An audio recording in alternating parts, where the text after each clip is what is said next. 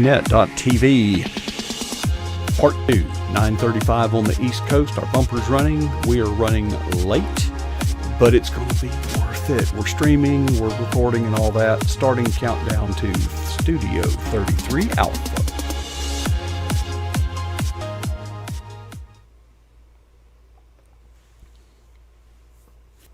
Did I not click with enough conviction a moment ago?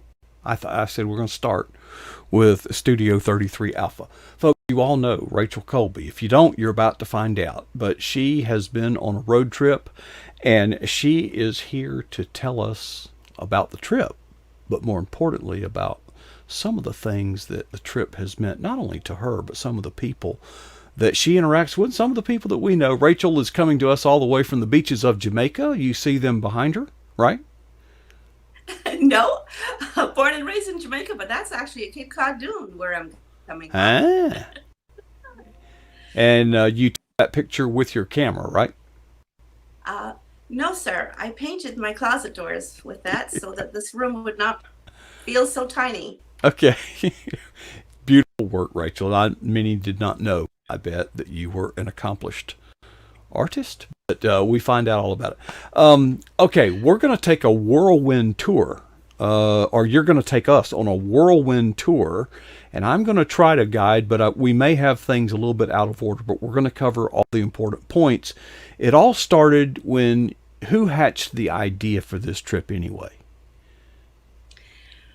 Well, it was going to be, we knew Blue Ridge Mountain Christian Writers Conference was coming up, Sherilyn and I, and we discussed it, and Sherilyn being the encourager she is, and God being the convictor he is, we decided to go for it, and I really wanted to drive, and because I felt we needed to stop in Oak Ridge, Tennessee, like we did 2 years ago, a year later than planned, because it is where one of the books I'm working on is based. So rather than fly from the Northeast down to North Carolina to the conference, we drove. So you took a trip. So yeah. And your first stop was actually in New Jersey? Yes, it was in New Jersey, and we dropped off Sherilyn's son Michael at a 8-month Bible program there, and one of the fun things that happens, we had breakfast with a couple while we were there, and he is a retired teacher and a police officer and a pastor, and I just happened to interview teachers and pastors and wives, and I'm going to be doing a series featuring police officers. So that was kind of an amazing, I call them Godcidences. Godcidence. Okay.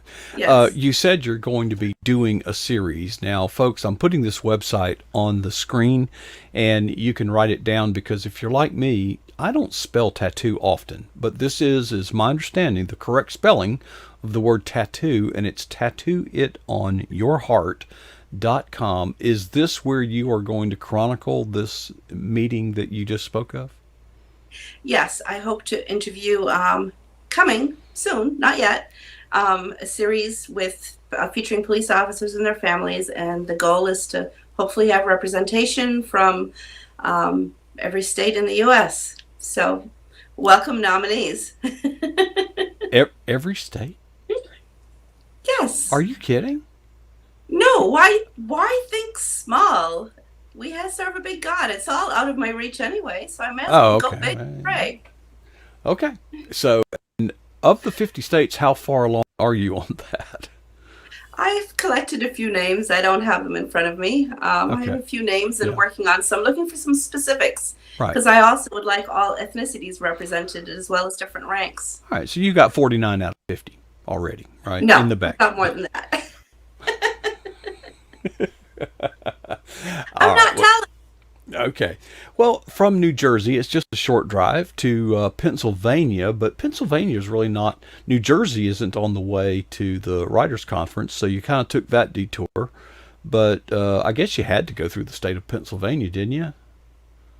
Well, we visited Sherilyn's friends, who were happy to host us for a couple nights, her writer friends, Donna and Kirby, and then we went on to visit our PG Net family member, Ben Cooper, who was gracious enough to put us up for a night, and we got the privilege of meeting his family and getting to see the bee man in his element with all his bees and in his mountains. And it was it's just a real honor to know Ben.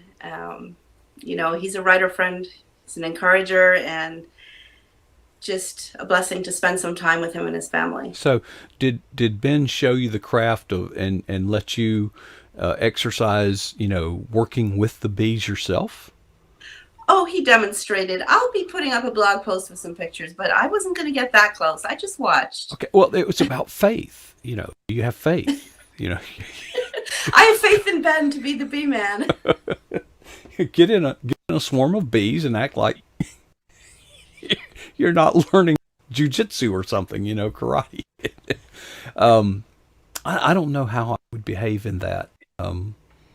I've done plenty of scary things, but I've just never felt a compulsion to challenge that or to take on that particular challenge. But so when you along the way, by the way, at any stop, if anybody let you do laundry at their house, I want you to let us know that, because that's a whole higher level of hospitality. It's one thing to say come here and stay overnight and eat with us, but when they say, yeah, go ahead and do your laundry here too, that's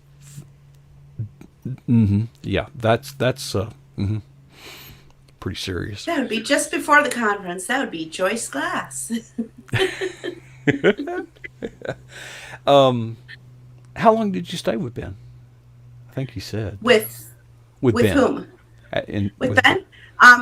Ben put us up for the night in a beautiful hotel. So just for one night. Oh, okay. We went out to where his daughter worked, and she was sweet enough to buy us some coffee drinks and had lunch, and then had dinner with the family and saw Ben's property and his bees. Spent the night and then headed off the next day to Tennessee. Tennessee. Now, I happen to know Sevierville, Tennessee. I've been there, and I happen to know that to be the home of Dolly Parton. Yes, it is. But that's that wasn't why it was.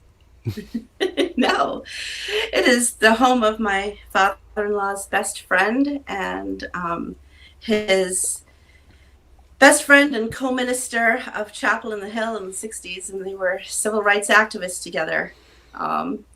So that is who we went to visit, was to visit Dr. Spicer again, as we did 2 years ago, for a visit.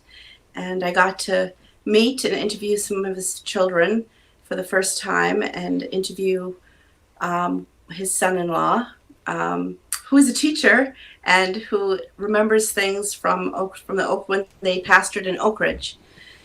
So for those who don't know, the book I'm working on, the elevator pitch, is set in the 1960s in Oak Ridge, Tennessee. 2 white ministers oppose Jim Crow and the KKK and embark on a mission to integrate the town.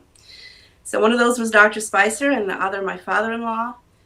But I felt I needed more than the information I had from my in-laws, and I felt I needed to hear from people that were both adults and children at the time when they were integrating, and also to hear from the perspective of the Black voice, not just a few white people. So to get a whole picture and a whole feel, and so I'm working on contacts and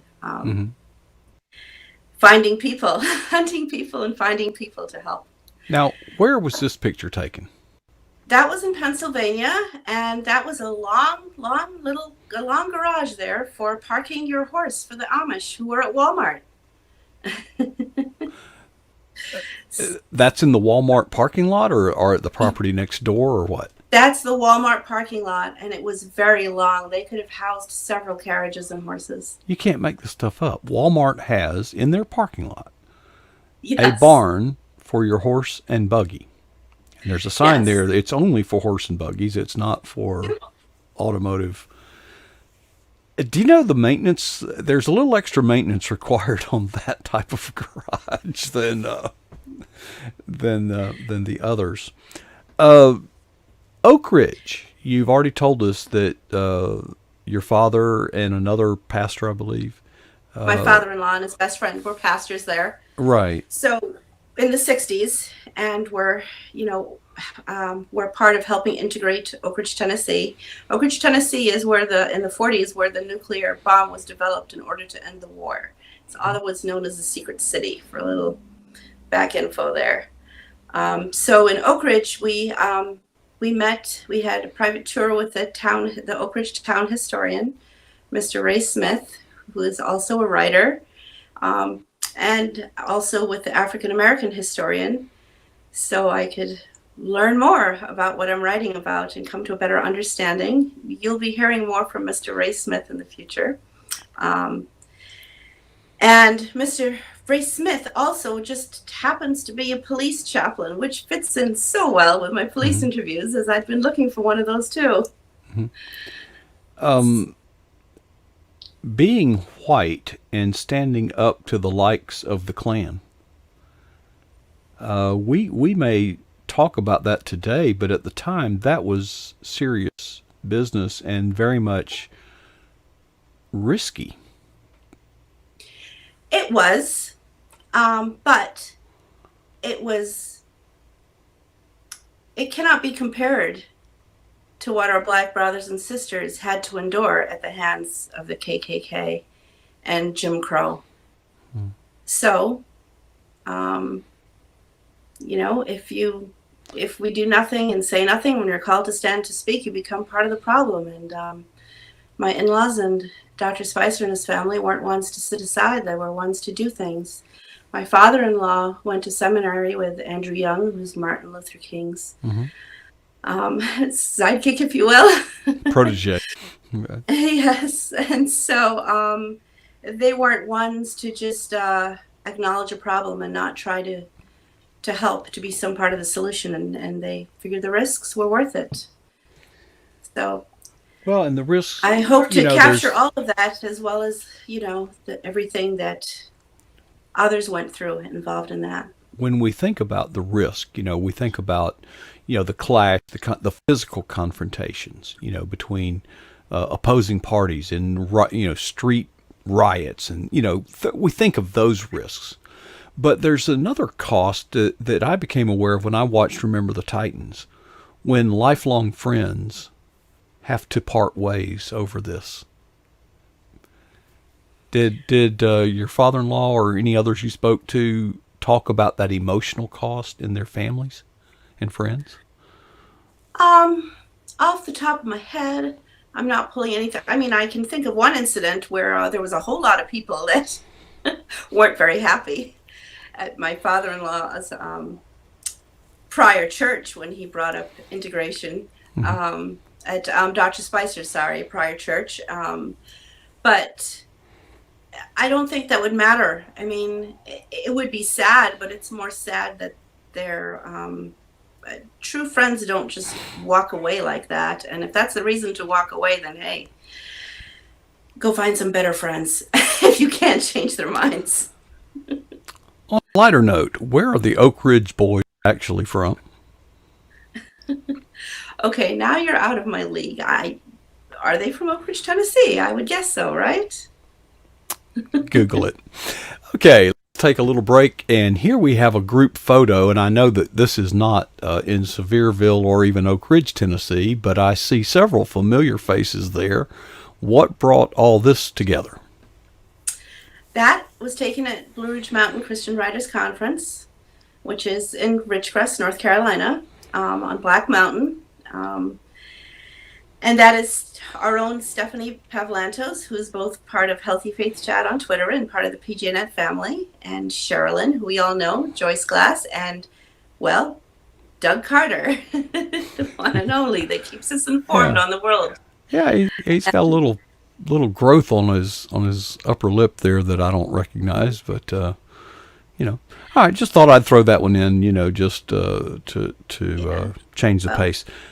Yeah, Blue Ridge Mountain Christian Writers Conference. I just want to say to anyone who hasn't been, it is amazing. One of the things that is Blue Ridge is more like church than school.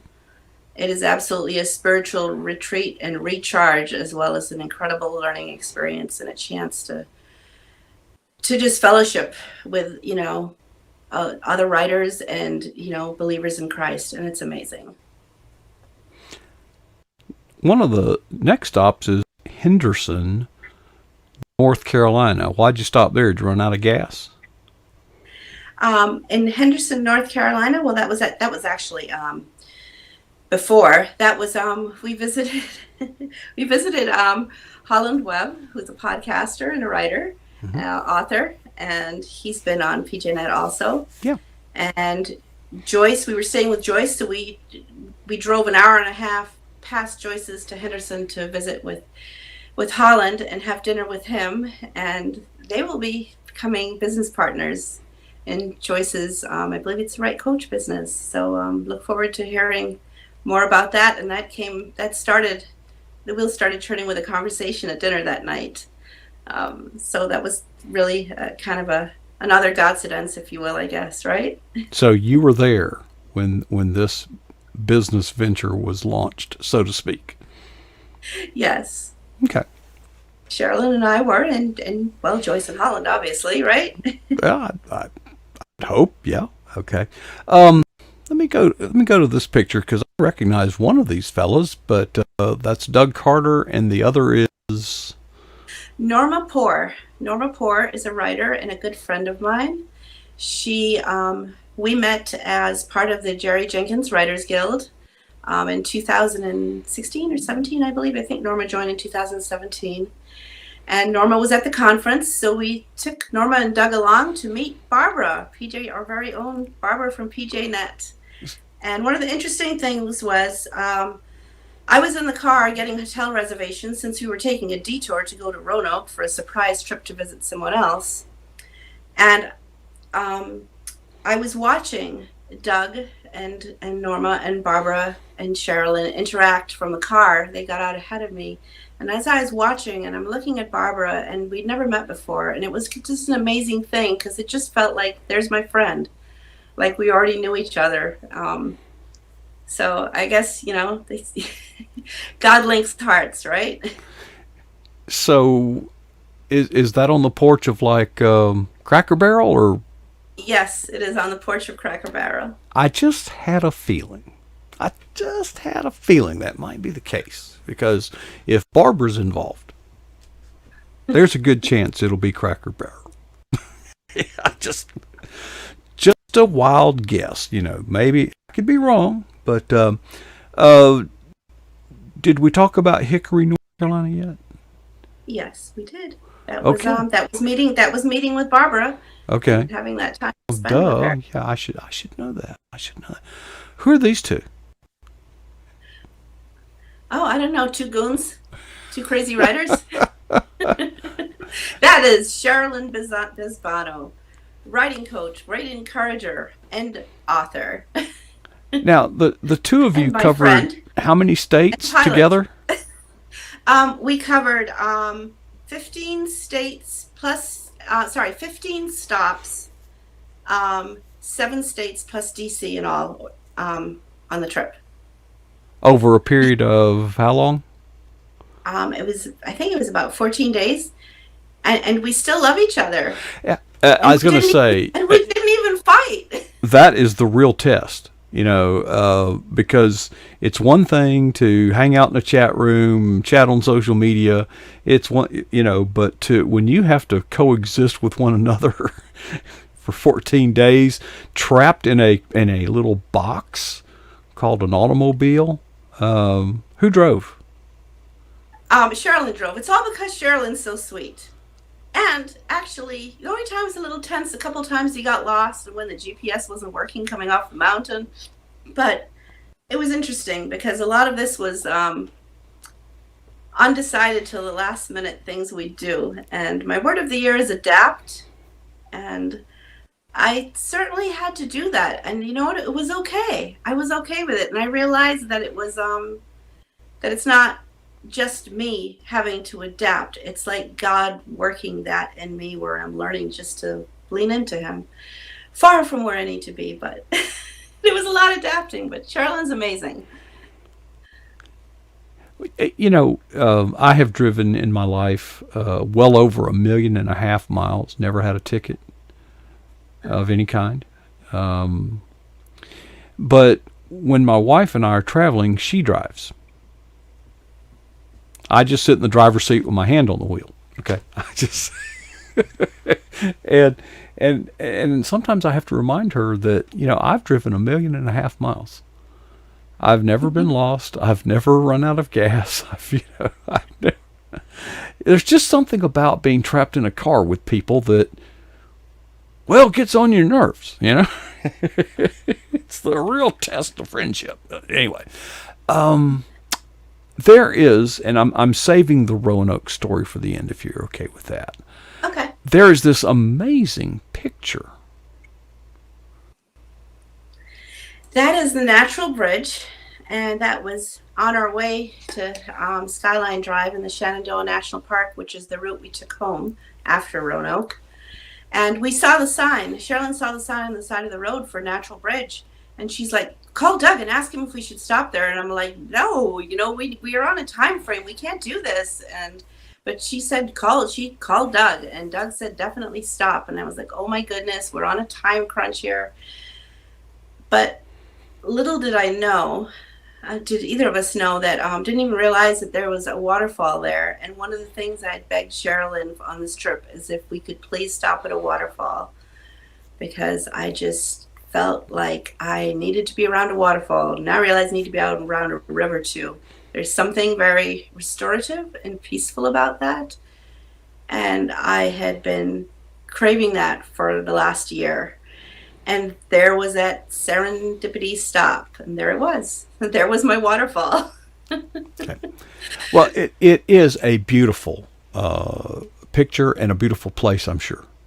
But there are many sites known as Natural Bridge, and most of them are akin to what you have just described. But there is one location of Natural Bridge that is unique in the world. And it is the Natural Bridge just a few miles south of where I sit right now near Tallahassee, Florida. And that Natural Bridge, unlike all others, there is a river, and that river disappears below the ground and then reappears about 50 yards downstream. And wow. Yeah. So there's no air gap between the water and the bottom of the Natural Bridge. So this is quite a unique natural phenomenon. I know of no other in the world. And it is not far from another natural phenomenon called Wakulla Springs, the world's deepest. The deepest spring in the world. In the world! Just south of Tallahassee, Florida. I grew up there. We go swimming there. The movie, Boogeyman from the Deep, or so, I forget. Anyway, I digress. One of the highlights, there are many high points in a trip like you and Sherilyn took, but Roanoke I have saved for the end so that you could share that with us. Okay, Roanoke. I think it was several weeks before, a couple months before Blue Ridge. My young writer friend, she's 27 years old. Now she's 28, I believe. Her name is Alicia Scroggins, and her website is aliciascroggins.com. And you can find her on YouTube at Mess to Masterpiece. And that is the number 2 for that, the numeral. And we had met on Facebook. We'd met actually on the virtual Blue Ridge in November conference. And we'd been in touch. And she's a sweetheart, a gifted writer. She's also got a very serious disease, a very rare disease that she's fighting. She's even losing her sight right now, but yet she constantly glorifies God. But one night I got a message from her saying, I keep praying someday, somehow, that I'll get to meet you face to face. And actually, that kind of had a bit to do with going to Blue Ridge too, to sort of pushing me in that direction, even though it was definitely not on the way home. It was almost the opposite direction as the way home. But we didn't tell her we were coming until the night before, and I didn't even want to do that because, but I figured we wanted to make sure she was there. And it was just an absolute joy to meet her and to fulfill that. I was the one that was blessed, really, by meeting her and Sherilyn. It was just an incredible privilege to make that wish of hers come true and to meet her. What an honor to meet someone that is such a Christ follower, such a light for Jesus in spite of everything she faces. She'll ask how she can pray for you, and she does Bible studies. She's just incredible. So I'm just hoping everyone out there in that PJNet chat room and watches this will go and check out her website, and I'll be posting it on mine when I get all this up on my website for sure. But we went and actually in November we wanted to send her flowers, but she said no. She said and do something meaningful. So she decided on raising money for scholarships to go to Blue Ridge Conference in November, and 11 scholarships were raised as a result of that. So when we went to visit her this May, Sherilyn and I, the surprise visit, we stopped at the store, and I got to make her a big bouquet of flowers because I'm like, let's do both. So that was fun too. And when I do post a picture, you'll see the crazy thing was they were limited on flowers, but wouldn't you know, God's like that the flowers that were available and that I put together for her matched her outfit that she was wearing that day. Oh, a coincidence, as you would say. Yes, he's like that. The God of details, who hears the small prayers and makes a way, and just privileged to serve him and privileged to spend time with all the people and meet all the people that we met on the trip, all the writers and part of the Jesus family and part of the PJNet family. Just an incredible privilege, and I'm grateful. And well, it's hard in 20 minutes to capture all that there was, and I'm sure there's much that we didn't, but we appreciate you sharing those highlights, from that trip, and I know that not only were you blessed, but I know that everywhere you stopped, and I know that every person that you intersected was probably blessed too, Coach, I got to hand out, oh gosh, it was close to 100 tracts, my track that I wrote. Right. So that was fun too. Well, folks, if you want to keep up with the there's more, and I've put the website up there prior to this. I'll put it up one last time. But you can follow the adventures of Rachael Colby at tattooitonyourheart.com, and I promise you will not be disappointed. Rachael, you are such a warrior for the gospel of Christ, and you're such a faithful partner in prayer with pjnet.tv, and we're glad you're on our team, because I'd hate for you to be playing on the other team. That would make my job coaching very difficult, because you're quite the contender, and we appreciate your beaming face, we appreciate your beaming heart, and we appreciate all that you've shared tonight, and you've blessed us tremendously, and we just are so grateful. We appreciate you. Thank you for having me, Coach. God bless you. Oh. Well, folks, we could probably, look, the view high atop the Eagle's Nest broadcast facilities here at pjnet.tv. Did you see that? Did you see that over here to my left? That's my notebooks. I actually write notes on paper, but that red object that you see over there is my dog's. We call it his passy, his pacifier. It's one of those dog toy things, that they gnaw on. Big German Shepherd, 100 pounds. He's my constant companion during the day in particular. And we've added a new feature. Or my wife actually added a new feature just outside the window that you couldn't see right there, is a hummingbird feeder. It's quite the stress reliever, but for my dog, that is, not for me. He is enjoying the hummingbirds that come. Wow, what a night it's been. I hope you were blessed. I know you were. Again, let's keep Jake McCandless in our prayers. He emailed me this afternoon saying he was going to the ER, that he felt sick or something. And that's all I know.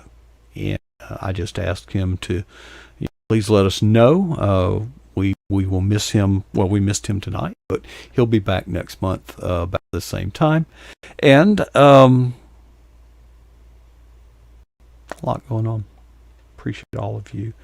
Tomorrow we will have a visitor here at the Eagle's Nest, the broadcast facilities. Doug Carter will be stopping by tomorrow afternoon. He has stopped by before. He's probably one of only about 4 people that have been inside the Eagle's Nest broadcast facilities. Folks, I want to wind it up. I can't wait to be here again tomorrow night, and I love doing this, and thank God that he blesses us in so many ways. And just having you all join us and be a part of this is one of the ways that he blesses me, and I appreciate all of you who watch, who join us in the chat room and partner with us in so many ways, praying for us. Life is good. Before I leave, I would like you to challenge yourself by asking yourself 2 questions that I try to ask myself as frequently as possible. The first question is, what is the boldest thing that you have ever done for Jesus Christ? And second, how long ago was that? I hope that none of us be satisfied with either answer.